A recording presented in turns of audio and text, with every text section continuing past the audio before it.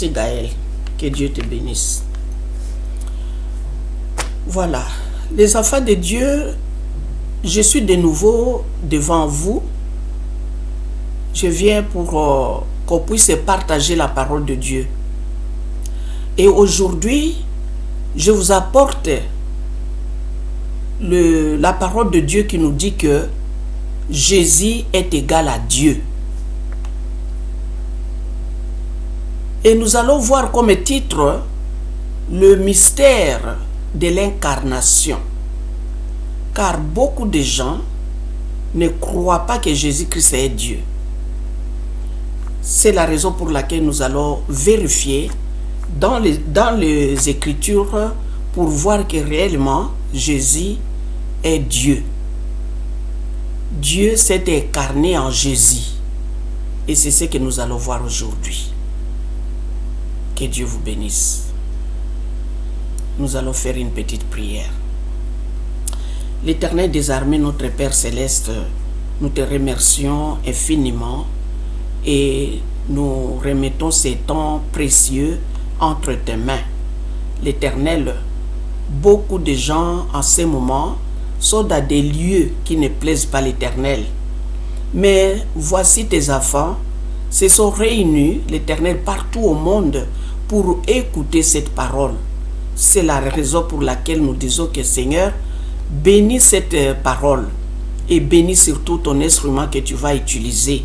Notre Père céleste, ouvre notre entendement et Seigneur, donne-nous la sagesse et l'intelligence de pouvoir comprendre cette parole et d'accepter réellement les Écritures qui est la parole de Dieu et d'accepter que Jésus-Christ est Dieu. C'est lui notre Sauveur. Il n'y a pas d'autre Dieu en dehors de lui. Il n'y a qu'un seul nom qui nous a été donné sous le soleil. Le nom là, c'est le nom de Jésus. Il est notre Sauveur. Il est notre Dieu. Nous te remercions, Seigneur. Nous profitons de cette occasion pour détruire tout esprit maléfique, les esprits de la distraction. Nous les jetons loin de nous au nom de Jésus. Nous invitons que le Saint-Esprit de Dieu de pouvoir parler à travers l'instrument de Dieu et aussi que le Saint-Esprit puisse ouvrir le cœur de ceux qui attendront cette parole et qu'ils comprennent cette parole et que surtout qu'ils acceptent Jésus-Christ comme sauveur dans leur vie. Merci notre Père céleste, merci Dieu d'Abraham, d'Isaac et de Jacob, sois loué, sois glorifié. Au nom de Jésus-Christ, nous avons ainsi prié. Amen. Mais bien aimés dans le Seigneur, comme vous avez entendu le titre, c'est le mystère de l'incarnation. Qu'est-ce que l'incarnation?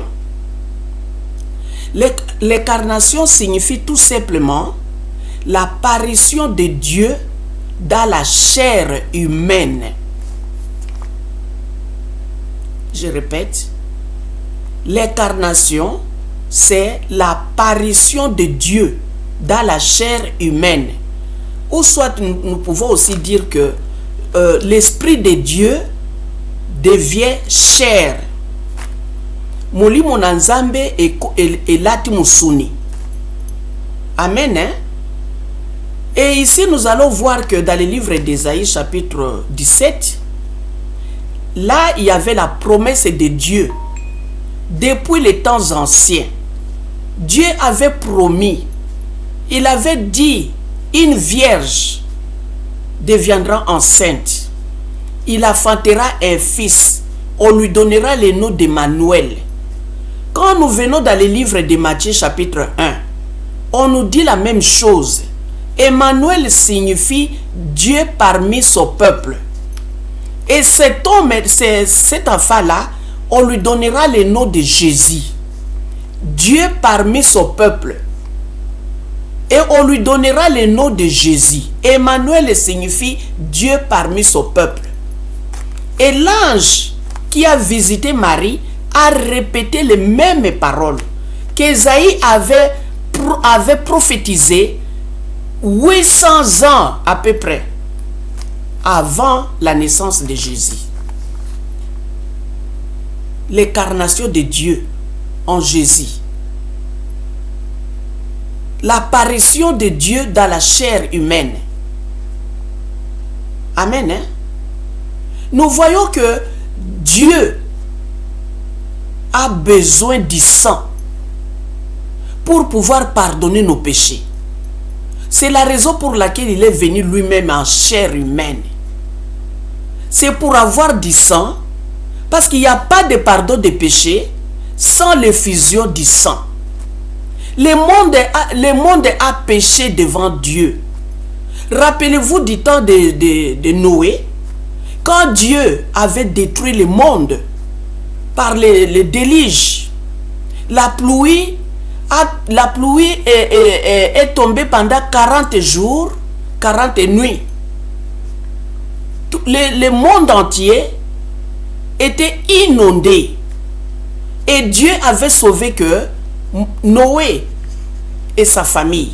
Il y avait 8 personnes qui étaient sauvées. Et Dieu avait promis à Noé qu'il ne fera plus cela, qu'il ne détruira plus le monde par les déluges. Et comme Dieu, il est amour, il voit que les péchés continuent, les gens continuent à pécher, les gens continuent à faire du mal, les gens continuent à tuer, à voler, à mentir.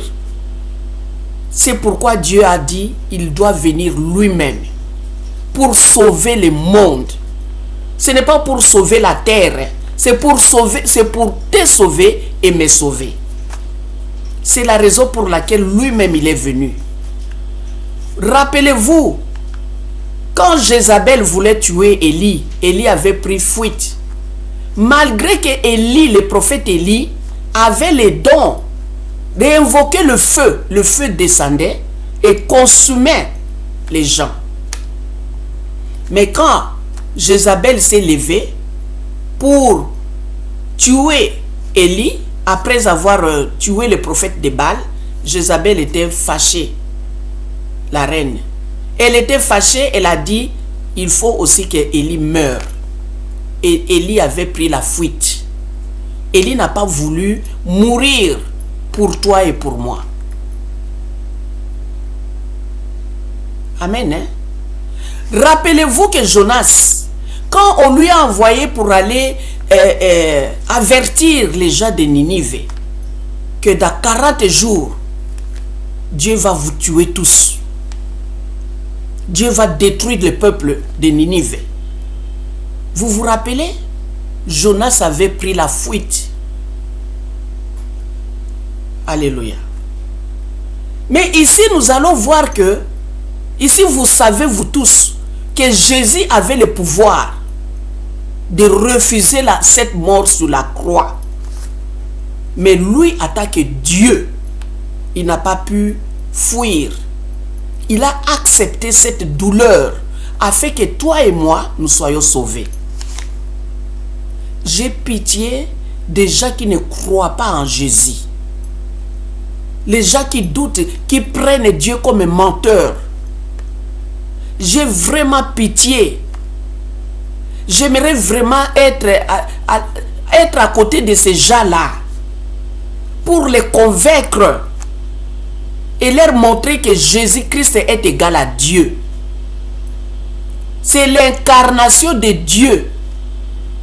C'est l'apparition de Dieu dans la chair humaine. C'est ça que nous appelons Jésus. Amen. Hein? Nous voyons ici que dans le livre d'Exode, chapitre 7, Moïse, Dieu lui a dit, je t'ai fait Dieu. Tous les miracles que Moïse a opérés en Égypte, tous les fléaux que Moïse a puni les Égyptiens, tout cela venait de Dieu. Un homme normal comme toi et moi, on n'a pas ce pouvoir-là. Sans Dieu, tu ne peux pas tu ne peux pas détruire le monde par des fléaux pareils. Dans le livre d'Exode chapitre 7, Dieu a dit à Moïse, je t'ai fait Dieu. Quand Moïse était devenu, Dieu l'a fait Dieu. Il a fait Dieu.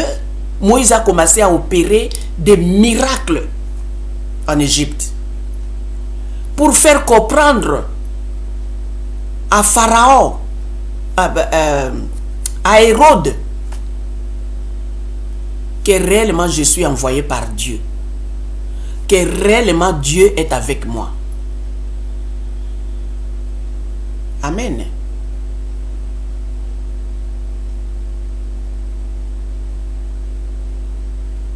Pharaon.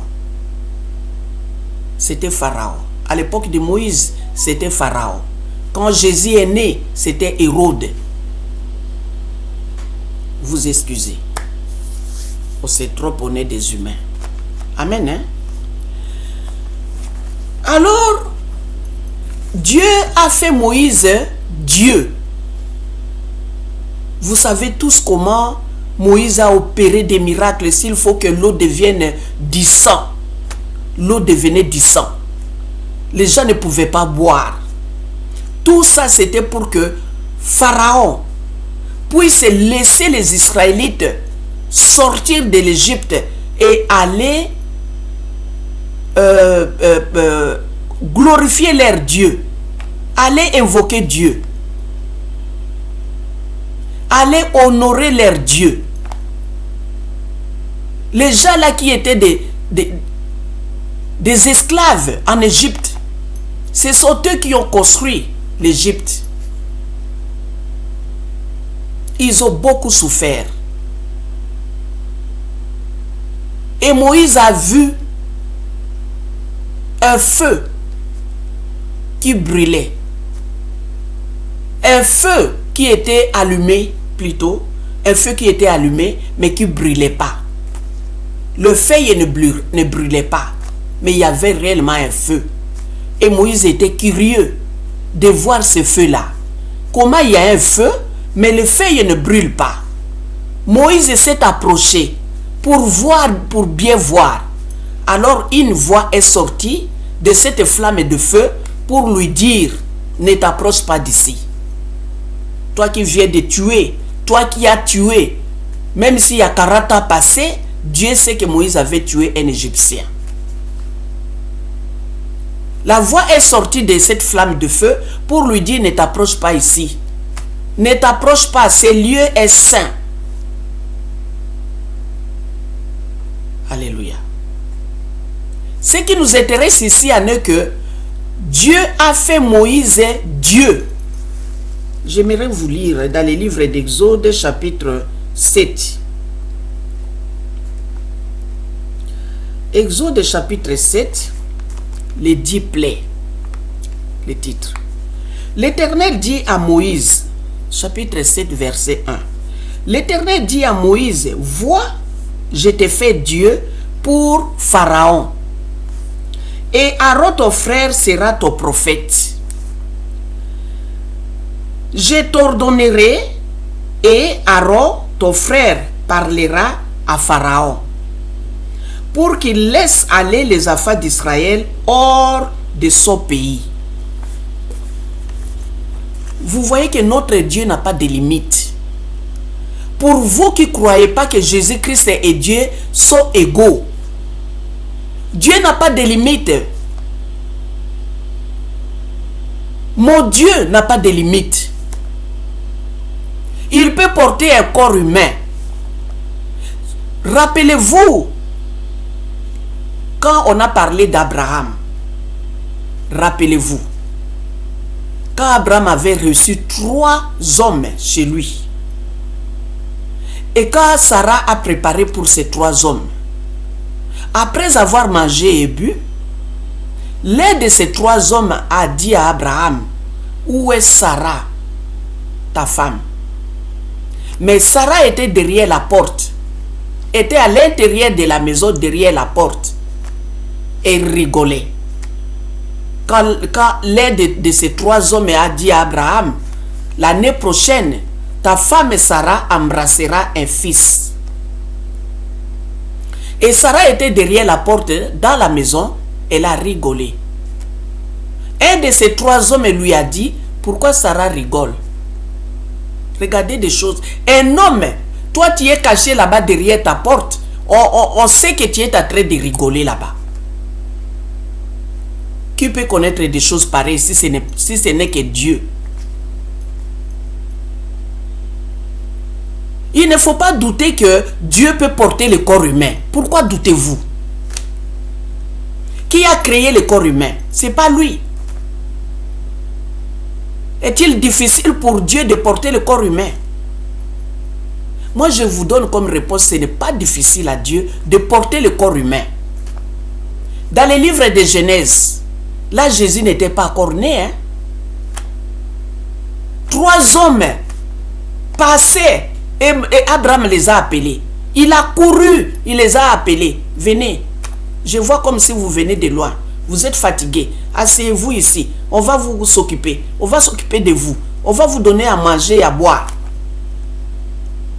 Or, les 3 hommes-là, c'était 2 anges et Dieu parmi eux.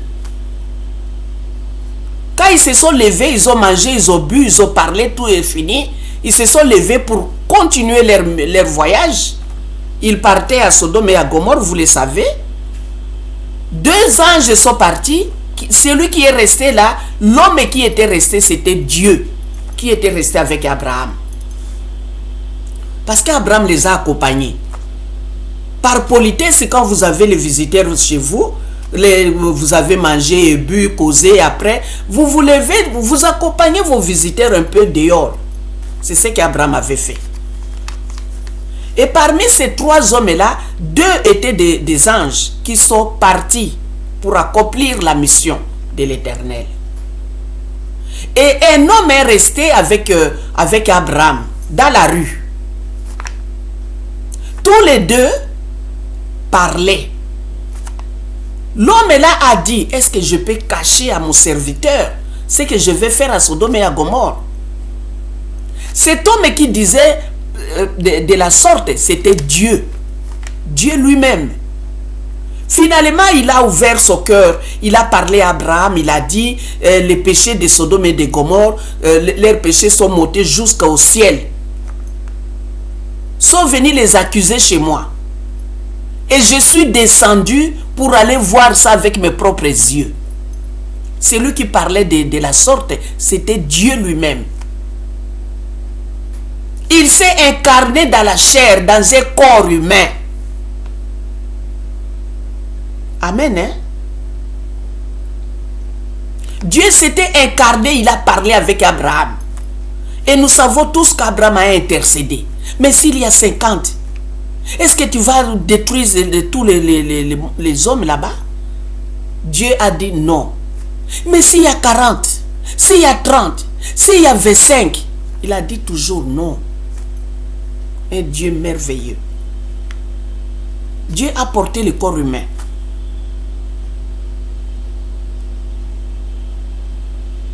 Amen. Hein?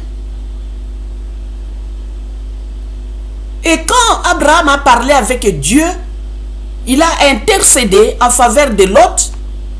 Et vous voyez que les 2 anges qui étaient partis là, qui les a vus, Lot il les a aussi invités chez lui. Alléluia. Même les anges se sont aussi incarnés dans un corps, dans le corps humain. C'est ce que nous appelons incarnation. C'est un mystère. Ce sont des choses de Dieu. Les mystères, ce sont des choses de Dieu. Des choses que vous et moi, on ne peut pas les faire. Il n'y a que Dieu qui peut le faire. Dieu s'est incarné dans un corps humain. L'apparition de Dieu. Et nous voyons que dans les livres de Matthieu, parce que Dieu a déjà parlé dans les livres d'Ésaïe 7, à partir de 14, verset 14, il a déjà parlé par la bouche de son prophète Ésaïe. Comment sera cet enfant-là? Et pourquoi cet enfant-là sera né? Pourquoi cette incarnation? Dieu doit d'abord prendre le corps normal. Cet enfant sera né jusqu'à ce que cet enfant-là saura rejeter le mal, saura distinguer le mal et le bien. C'était déjà dit par le prophète Ésaïe. Ésaïe avait déjà parlé. Il avait déjà prophétisé dans le livre d'Ésaïe chapitre 7. Ésaïe chapitre 7. Ah, je suis là. Il dit ceci, l'Éternel parla à nouveau à Akaz et lui dit, demande à ta faveur un signe à l'Éternel ton Dieu, demande-le soit dans les cieux, soit dans les lieux bas, soit dans les lieux élevés. Akaz répondit, je ne demanderai rien, je ne tenterai pas l'Éternel. Ésaïe dit alors, écoute le prophète Ésaïe. Écoute donc, maison de David, est-ce trop peu pour vous de lasser la patience des hommes, que vous lassiez encore celle de mon Dieu? C'est pourquoi le Seigneur lui-même vous donnera un signe. Voici la jeune fille deviendra enceinte, elle enfantera un fils. On lui donnera le nom d'Emmanuel. Il mangera de la crème et du miel jusqu'à ce qu'il sache rejeter le mal et choisir le bien. Cet enfant va prendre l'évolution d'un enfant normal. Il va grandir normalement comme tout autre enfant. L'incarnation. C'était déjà prophétisé par Ésaïe. Jusqu'à ce que cet enfant sache rejeter le mal et choisir le bien. C'est-à-dire, il est né comme tout autre enfant. Comme tout autre l'enfant, quand il n'a pas encore la connaissance mûre pour savoir que ça c'est mauvais, ça c'est bien, il fait n'importe quoi. Si vous êtes un parent, vous savez comment les enfants se comportent. Mais il y a un moment donné que l'enfant devient maintenant comme si il est devenu normal. Il sait que ça c'est mauvais, il sait que ça c'est bien. Et Jésus a commencé à l'âge de 30 ans, quand il a commencé la prédication, quand il a commencé l'œuvre de Dieu. Alléluia. L'apparition de Dieu dans la chair humaine, ça c'est l'incarnation. Vous ne pouvez pas douter. Dieu, il est capable en tout. Pourquoi refusez-vous de croire en Jésus? Pourquoi refusez-vous? Nous allons prendre dans le livre de Jean, chapitre 14. Nous allons voir que Jésus a clairement expliqué à ses disciples qui ne comprenaient pas non plus. La parole de Dieu n'est pas un roman. C'est une parole spirituelle. C'est pourquoi nous avons exigé que nous devons être baptisés. Baptisés d'eau et d'esprit. Si vous êtes baptisé d'eau et d'esprit, l'Esprit de Dieu là vous fera comprendre. Si vous êtes baptisé d'eau et d'esprit, vous comprendrez la parole de Dieu. Ce n'est pas un roman. Pour comprendre les romans, les livres romans, vous devez aller à l'école. Connaître les vocabulaires. Et là, vous comprendrez ce que vous allez lire. Mais ici aussi, si vous voulez comprendre la parole de Dieu, il est conseillé d'être baptisé d'eau et d'esprit. Amen. Dans le livre de Jean, chapitre chapitre 14, Jésus parlait avec ses disciples. Versets 1 et 2. Il dit que votre cœur ne se trouble point. Croyez en Dieu et croyez en moi. Il y a plusieurs demeures dans la maison de mon Père. Si cela n'était pas, je vous l'aurais dit. Je vais vous préparer une place. Et lorsque je m'en serai allé et je vous aurai préparé une place, je reviendrai, je vous prendrai avec moi, afin que là où je suis, vous y soyez aussi. Là, Jésus commence à parler des choses célestes. Vous savez où je vais et vous savez les chemins. Thomas lui dit, Seigneur, au verset 5, nous ne savons où tu vas. Comment pouvons-nous savoir les chemins? Jésus lui dit, je suis le chemin, la vérité et la vie. Nul ne vient au Père par moi. Nul ne vient au Père que par moi. Vous voyez ici que Thomas, c'est lui encore qui va encore douter, quand on lui dira que Jésus est ressuscité, il dira encore, je veux mettre mon doigt dans la plaie, là où on l'avait cloué, là où on avait mis des clous. C'est là où je vais mettre mon doigt pour réellement croire que c'est lui. Ici, c'est encore Thomas qui lui dit, non, nous ne savons pas les chemins. Où est-ce que tu vas? Dis-nous où est-ce que tu vas. C'est où le chemin? Où est le chemin? Jésus lui a répondu, je suis le chemin. Tout ça, c'est spirituel. Je suis le chemin. Toi, tu dis que tu vas au Père. Et toi, tu es le chemin. Comment expliquer-toi que tu es le chemin? Jésus répète encore, lui dit que je suis la vérité et la vie.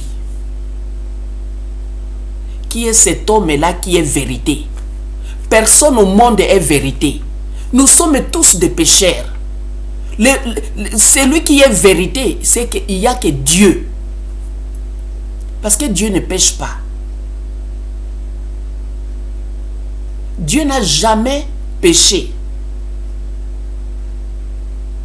Tous les hommes et tous les restes des prophètes, des sacrificateurs, des pasteurs, évangélistes, des croyants, des fidèles, nous sommes tous des pécheurs.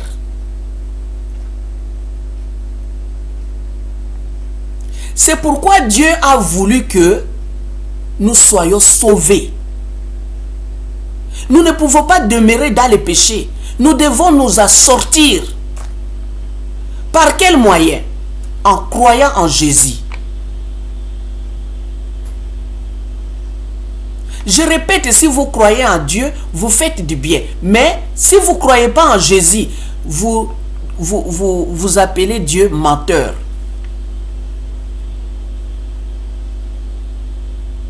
Si vous ne croyez pas en Jésus, c'est-à-dire que votre Dieu est menteur. Et si vous croyez que votre Dieu ne ment pas, alors croyez à la parole de Dieu. Croyez que votre Dieu là s'est incarné en Jésus. Votre Dieu qui est mon Dieu, il s'est incarné en Jésus. Pour quelle raison? C'est pour nous sauver. C'est pour nous racheter de nos péchés. C'est pour payer les prix de nos péchés. C'est pour mourir à notre place.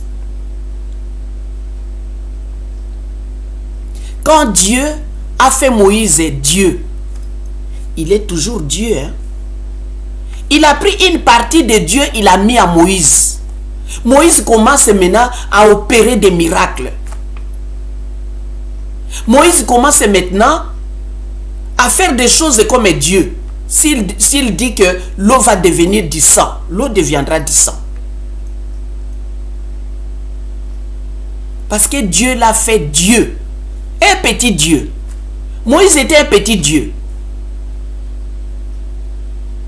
Et quand nous avons l'Esprit de Dieu en nous, nous sommes aussi des petits dieux.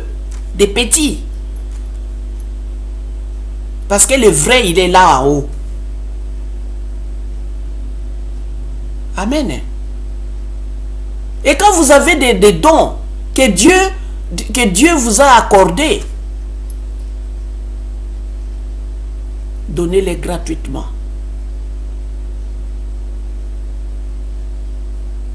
Parce que Dieu veut que son peuple soit sauvé à travers vous, à travers moi. Dans le livre de Jean chapitre 14, nous sommes là. Jésus dit à Philippe, je suis le chemin, la vérité et la vie. Nul ne vient au Père que par moi. Ça, c'est vraiment compliqué. Nul ne vient au Père que par moi. Il n'y a pas un autre Dieu. Il n'y a pas un autre homme. Si vous voulez aller à Dieu, il faut passer par Jésus. Si vous ne passez pas par Jésus, vous n'arriverez pas là où il y a Dieu.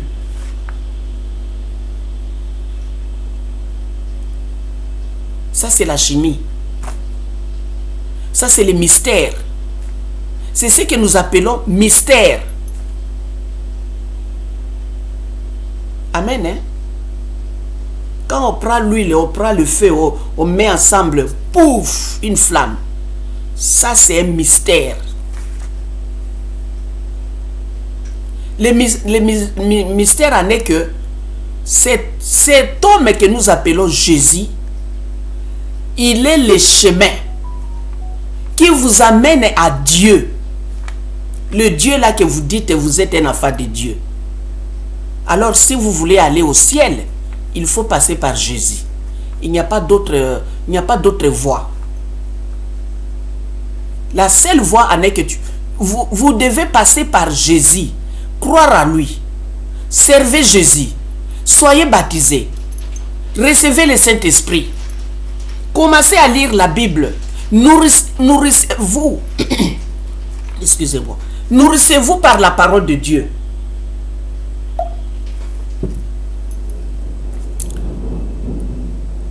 Amen. Hein? Nul ne vient au Père que par moi. Que vous soyez bénis, vous qui avez reçu Jésus dans votre vie. Parce que Jésus est le chemin qui mène au Père. Jésus est la vérité. C'est lui Dieu aussi. Il est Dieu. Dieu s'est incarné en lui. Nous savons tous comment il est né. Il est né par miracle. Il est né par miracle. Vous savez que depuis le début, depuis le temps d'Adam et Ève, la femme avait mangé la pomme que Dieu avait interdite. Le serpent a séduit la femme, Ève. À partir de là, la femme était considérée comme esclave des hommes. Je peux dire même jusqu'ici, jusqu'à présent, il y a d'autres femmes qui sont des esclaves quelque part. Mais regardez l'amour de Dieu. Qui a regardé, qui a vu la bassesse de la femme. La femme qui est considérée comme rien aux yeux des hommes. Dieu est allé visiter la femme. Quelque chose de rien aux yeux du monde. Quand la femme veut se révolter, hey, faites attention. Fais attention. Qui avait mangé la pomme? Ah, directement, la femme doit s'abaisser. Mais quand Dieu a voulu relever la femme, Dieu n'a pas utilisé l'homme pour avoir des rapports avec la femme et concevoir Jésus. Dieu n'a pas regardé que la femme avait péché dans le jardin d'Éden. Dieu n'a pas regardé ça. Regardez comment Dieu il est amour. Il a vu la souffrance des femmes. Il s'est baissé, il s'est rabaissé, disons, pour aller naître chez la femme. La femme a mis Dieu au monde. Est-ce que vous vous imaginez? La femme a allaité Dieu. La femme lui a donné à manger. Vous rappelez-vous dans le livre d'Ésaïe, la femme doit grandir jusqu'à rejeter le mal, et choisir le bien. Ésaïe a dit ceci. La femme doit grandir normalement comme tout autre enfant. Si la femme devrait grandir comme tout autre enfant, cette femme a besoin de sa mère. Il mangera de la crème et du miel jusqu'à ce qu'il sache rejeter le mal et choisir le bien. La femme mangera de la crème et du miel jusqu'à ce qu'elle sache rejeter le bien et rejeter le mal et choisir le bien. Qui a nourri cet enfant? Le mystère de l'incarnation. La femme a porté Dieu dans son ventre. Dieu est venu relever la femme. Et pour ne pas délaisser l'homme, il est né homme. C'est pour nous réunir, nous tous. Pour dire que hommes et femmes, nous sommes égaux devant Dieu. Hommes et femmes, nous sommes égaux devant Dieu. Dieu a utilisé la femme pour que Jésus soit né. Et Dieu est né homme. Si Dieu était encore né femme, oh là là, les hommes devraient être délaissés. Ils ne devraient pas avoir un mot à dire. Mais regardez comme Dieu il est amour, le Dieu de paix, le Dieu de grâce. Il a relevé la femme, il a redonné l'honneur à la femme. Et il est né homme. Donc l'homme peut dire, mais Jésus était homme. Hein? La femme va dire, mais c'est moi qui l'ai porté dans mon ventre. Dieu pour nous unir hommes et femmes, pour dire que je vous aime, vous deux, vous êtes le même. Vous êtes égaux devant Dieu.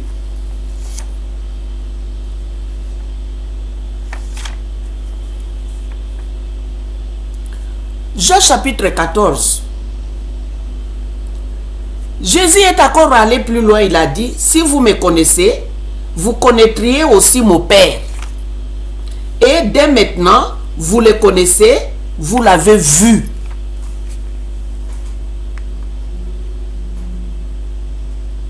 Jésus est venu nous dire que si vous me connaissiez, vous connaîtriez aussi le Père. Vous connaîtriez aussi mon Père. Et dès maintenant, vous le connaissez et vous l'avez vu. Donc c'est lui. Il est en lui. C'est lui Dieu qui est né sous forme humaine. Ça c'est l'incarnation.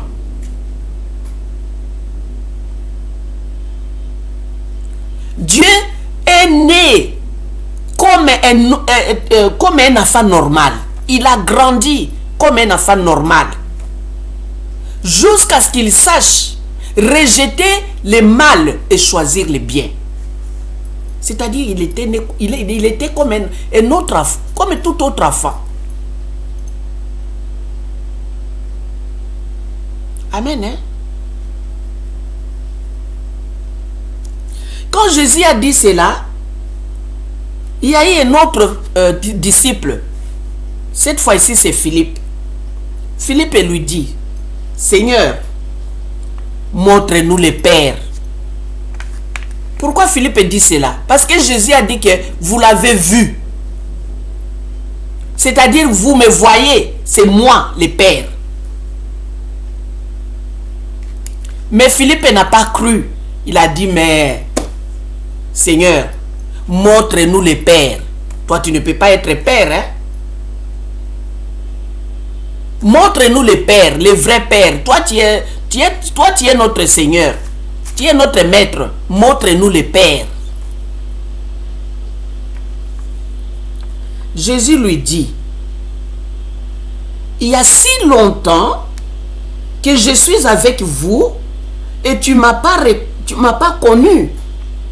Philippe, celui qui m'a vu a vu le Père. Comment dis-tu, montre-nous le Père? Il a dit, Philippe, depuis que je suis avec vous, vous ne savez pas que vous qui me voyez, vous voyez le Père, c'est moi le Père. Vous voyez? Le mystère de l'incarnation, ce sont des choses que Dieu peut le faire. Si lui, il s'est incarné en homme, il a porté le corps d'un homme que Abraham avait reçu. Il a parlé avec Abraham, il a dit, pourquoi dois-je cacher à mon serviteur Abraham? Il lui a raconté, les péchés sont montés jusqu'au ciel, sont venus jusqu'à moi. Je suis descendu. Mystère. Croyez seulement. Ne cherchez pas. Mais comment? Vous ne comprendrez pas avec nos petits cerveaux ici. Vous ne pouvez pas faire les calculs pour arriver jusque-là. Ce sont des choses de Dieu. Il fait ce qu'il veut. S'il veut devenir un poisson pour avaler Jonas, où est le mal? Si Dieu veut s'incarner dans l'ânesse, s'il veut s'incarner dans l'ânesse, un animal, pour parler à Balaam, où est le mal? Il s'est incarné, l'ânesse a parlé, depuis que l'ânesse a parlé avec Balaam, depuis ce temps-là, l'ânesse ne parle plus. Vous voyez que ce sont des choses de Dieu. Dieu est libre de faire ce qu'il veut. Tout ça, c'est pour sauver son peuple. Qui est son peuple? C'est toi et moi. Nous sommes le peuple de Dieu. Pourquoi l'ânesse avait parlé? Pourquoi Dieu a utilisé la bouche de l'ânesse pour parler à son prophète Balaam? C'était pour sauver les Israélites. Pour ne pas aller les maudire. Dieu fait tout ceci pour notre salut. C'est pour nous sauver. Nous avons péché. Nous péchons tout le temps. Chaque seconde, nous péchons. Si ce n'est pas par la bouche, par le cœur, les yeux, les oreilles, nous péchons d'une façon ou d'une autre. Dieu a voulu sauver son peuple. Il s'est incarné dans une chair humaine. Parce que s'il envoie quelqu'un qui n'est pas Dieu, il fuira. Rappelez-vous, Jonas a fui. Rappelez-vous, Élie avait fui quand Jézabel a voulu le tuer.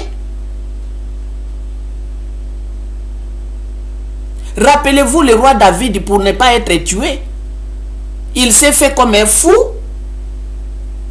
Il a fait tomber la salive de sa poitrine pour montrer que je suis un fou. Mais c'était David, il n'était pas fou. Tout ça pour fuir la mort. Les disciples de Jésus, pour fuir la mort, ils se cachaient dans une chambre haute. Ils fermaient toutes les portes, toutes les fenêtres pour se cacher, pour ne pas mourir. Mais Jésus, quand Élie et Moïse lui ont apparu pour l'exhorter, il n'a pas fui. Pourquoi? Parce qu'il est Dieu. Il est venu pour toi et moi. Il est venu mourir à ta place et à ma place. Les mystères de l'incarnation. Et pourquoi? Parce que le pardon des péchés c'est fait que par l'effusion du sang. Sans l'effusion du sang, il n'y a pas le pardon des péchés. Dans l'Ancien Testament, Moïse a tué les animaux, les béliers, prenait le sang, aspergeait sur les gens pour demander le pardon des péchés. Mais cette fois-ci, ce n'est plus le sang des animaux qui pardonne les péchés du monde. Jésus est venu avec son propre sang. Il a fallu que Dieu puisse porter le corps humain, la chair. Dans la chair, il y a le sang dedans. Il a fallu que Dieu soit né comme tout autre enfant. Il a fallu qu'il porte le corps comme vous et moi. Il a fallu qu'il porte le sang. Et sur la croix, si le sang n'était pas sorti, le pardon des péchés ne serait pas favorable. Heureusement, la parole de Dieu s'était accomplie. Heureusement qu'il y a eu effusion du sang. Dans le livre des Hébreux, chapitre 9, il y a eu effusion du sang. C'est pourquoi nous sommes pardonnés. Si aujourd'hui, que vous croyez en Jésus ou pas, vous êtes déjà pardonné. Sinon, vous ne seriez pas en vie. Jésus est mort à ta place. Il est mort à ma place. Pour être complètement sauvé, il faut confesser ses péchés. Croire à Jésus, demander pardon. Parce que c'est lui qui a pris nos places. Jésus. Philippe lui dit, Seigneur, montre-nous le Père et cela nous suffit. Jésus lui dit, il y a si longtemps que je suis avec vous et tu ne m'as pas reconnu, Philippe. Celui qui m'a vu a vu le Père. Comment dis-tu, montre-nous le Père? Ne crois-tu pas que je suis dans le Père et que le Père est en moi? Vous voyez? Jésus est dans le Père et le Père est en lui. Ce sont deux personnes en une.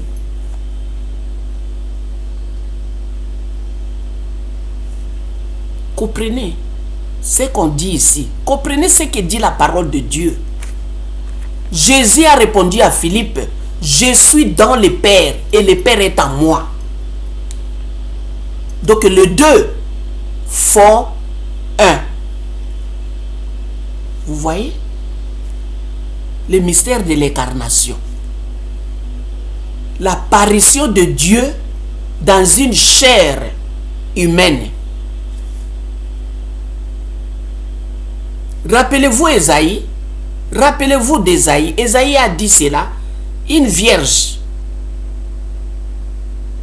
enfantera un fils. On lui donnera le nom d'Emmanuel, qui signifie Dieu parmi son peuple. Dieu est venu lui-même. Dieu a voulu sauver le monde, pardonner le monde. Dieu a voulu faire une nouvelle alliance avec son peuple. Dieu a voulu pardonner les péchés de son peuple. Dieu ne veut plus détruire les gens, détruire le monde comme il a fait dans le temps de Noé. Il a fait une alliance avec Noé. Il a dit à Noé, Chaque fois que je veux me fâcher, faire venir la pluie, il y aura un arc-en-ciel. Ça, c'est la signification de l'arc-en-ciel. Arrêter la colère de Dieu. Quand l'arc-en-ciel sort, c'est pour empêcher Dieu d'être en colère contre nous à cause de nos péchés. Dieu trouve toujours des voies et moyens comment sauver son peuple. Il s'est baissé, il a ramassé, il a redonné à la femme l'honneur, sa place de femme. Pour que la femme ne soit plus délaissée, sous-estimée. Dieu est allé se faire naître par la femme. La femme a conçu Dieu. Quel honneur! La femme a allaité Dieu. Quel honneur! La femme a nourri Dieu. Quel honneur! Dieu a redonné l'honneur à la femme qui avait péché dans le jardin d'Éden. Et pour que l'homme et la femme restent égaux devant Dieu, Dieu est né homme. Il a pris le corps d'un homme. Amen.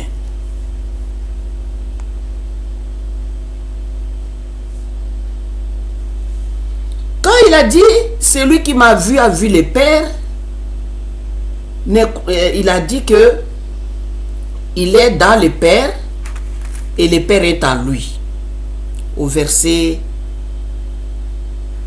10, au verset 11, il a dit, croyez-moi, je suis dans le Père et le Père est en moi. Croyez du moins à cause de ses œuvres. Quelles œuvres? Le miracle qu'il opérait. Ressusciter les morts. Donner à manger avec 2 petits poissons et 5 petits pains. Il a nourri 5000 hommes. Ça côté les femmes et les enfants. Les aveugles voient. Les boiteux marchent. Qui peut faire des choses pareilles si ce n'est que Dieu?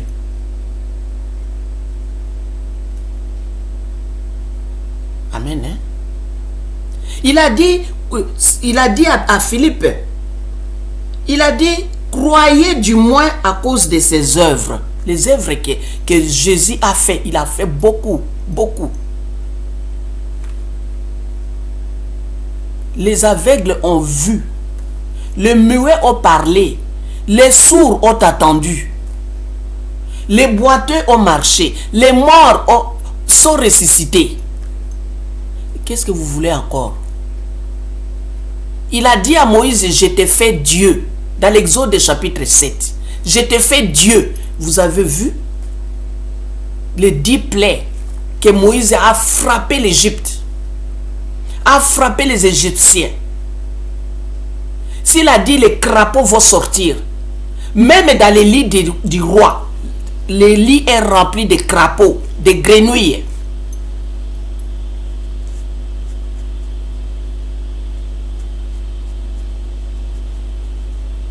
Lisez dans le livre de Exode chapitre 7. Les 10 plaies sont là-bas. Tout ce que Moïse a dit, ça se trouve là-bas. Il a commencé par jeter le bâton par terre. Le bâton est devenu serpent. Il a saisi la tête, c'est redevenu bâton. Le serpent est redevenu bâton. Toutes ces œuvres-là, il n'y a que Dieu qui peut le faire. Amen. Il n'y a que Dieu qui peut le faire. Moi, je ne veux pas parler des magiciens. Les magiciens, c'est le diable. Les magiciens doivent se repentir. Venez à Dieu. Avec la magie, c'est le diable qui est en train de vous tromper. Il veut que vous ratiez le royaume des cieux. Avec ces œuvres-là magiques, vous ne verrez pas Dieu. Vous verrez Dieu quand vous jetez les œuvres magiques là, vous acceptez Jésus-Christ dans votre vie, vous demandez le pardon de vos péchés, vous deviendrez enfant de Dieu. Jésus est le chemin. Il est la vérité. Nul ne vient au Père que par Jésus. Sans Jésus, vous verrez point le Père. Amen. Hein? Que Dieu vous bénisse. Dans la deuxième partie, nous verrons encore la suite de ce qu'on vient de prêcher, si possible. Nous allons faire une petite prière. Seigneur, nous te remercions énormément de nous avoir éclairé que Jésus et Dieu font un. Que les gens qui écouteront cette parole puissent croire que ce n'est que la vérité de ce que nous disons. Cette vérité se trouve dans la Bible. Que les gens puissent accepter Jésus dans leur vie et que ces gens-là deviennent des enfants de Dieu. Seigneur, bénis cette parole et bénis aussi ta servante. Au nom de Jésus-Christ, nous avons ainsi prié. Amen. Que Dieu vous bénisse.